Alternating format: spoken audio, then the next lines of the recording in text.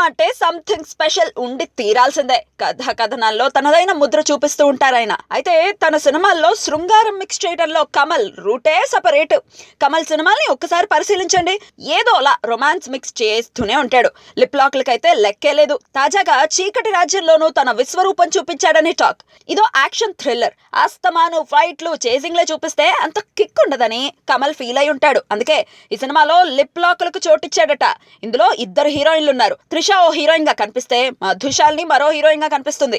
వీరిద్దరి పెదవుల్ని ఓ సన్నివేశంలో ఎడా పెడా పిండి పాడేశాడట కమల్ హాసన్. చీకటి రాజ్యం సినిమాలో ఈ లిప్ లాక్ సన్నివేశాలు కూడా హైలైట్ గా నిలుస్తాయని తమిళ చిత్ర వర్గాలు చెప్పుకుంటున్నాయి.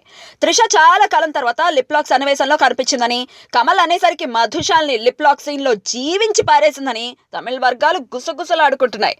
మరి వెండి తెరపై ఆ సన్నివేశాలు ఎలా ఉంటాయో తెలియాలి అంటే ఇంకొంతకాలం ఆగాల్సిందే.